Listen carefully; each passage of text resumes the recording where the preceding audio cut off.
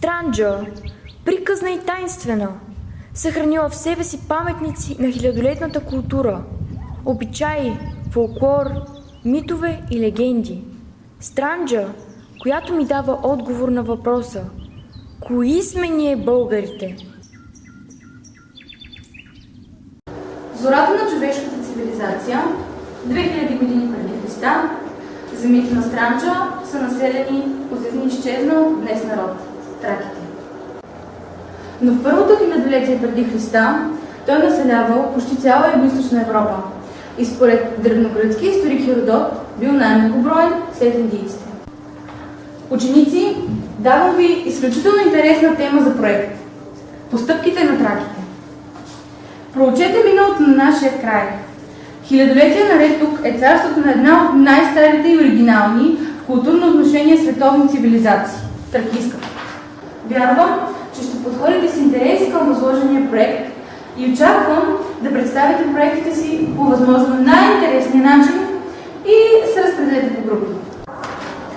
Елена, искаш ли да работим по проекта заедно? Да, след училище може да минем през музея, ако искаш. Добре. От тук започва нашето проучване. В Странджа има много места, които са били обитавани от траките. Едно от тях е до село Българя.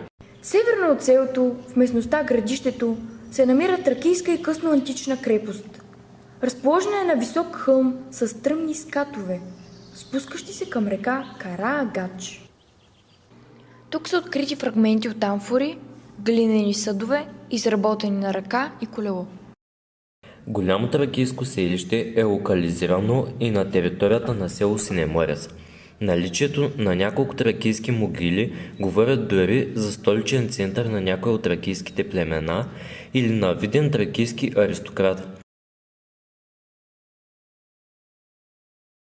Златното съкровище от Синеморец е открито през 2006 година от експедиция Странджа с ръководител Даниел Агри.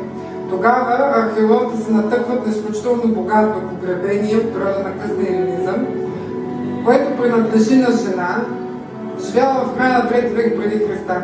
Тази жена очевидно е била част от тракийската аристократична върхушка.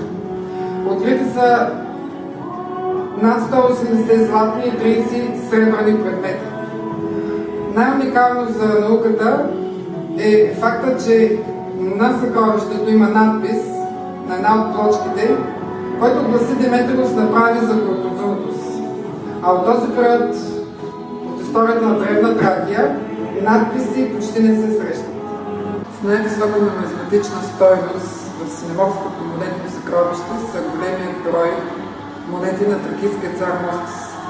Това е един изключително загадъчен владетел, който управлявал Югоизточна Тракия и е бил съюзник на Митридат VI Евпатор в битките срещу Рим. До 2012 година са познати едва 14 екземпляра сребърни монети на този тракийски цар. В нашето съкровище те са 36. Следи от древни тракийски светилища има край много карстови образования на територията на Странджа. А язмите са били притегателни както поради чистата си вода, така и поради наслоените през вековете свързани с тях вярвания. Смята се, че водата им е целебна, чудодейна, свещена. Траките осъзнавали, че не могат да се равняват с природата, а са нейни чеда. Избирали красиви места, където природата е достъпна и величествена. Съществува и легенда, в която се разказва: преди деня на пролетното равноденствие, през цялата нощ, двамина мъже, избрани от жреца, стържили едно в друго 2 сухи дъбови дървета, докато се запалят от триенето. Това съвпадало с изгрева на слънцето. Новият огън, дар от Аполон, се смятал за свещен и от него на светилището на слънчевия конник, край огромно скалище, запалвали голям огън, поддържали го през целия ден на равноденствието. При вечер разстилали жълта от огъня, светещ харман до скалите.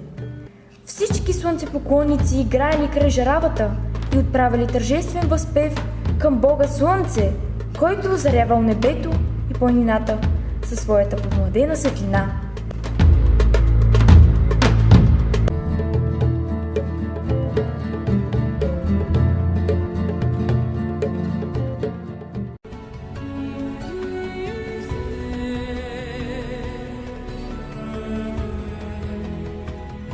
Може да се каже, че вече сме в края на нашия разказ. А аз мисля, че сме в самото начало, защото този разказ е безкрайен. И все пак отговорихме на въпроса, кои сме ние българите? Отговорихме, разкривайки частица от тайните на Странджа. И можем да си гордеем с това, че сме българи, наследници на хилядолетна история и култура. Един народ има бъдеще, когато има настояще и минало. Минало, чрез което се докосваме до вечността.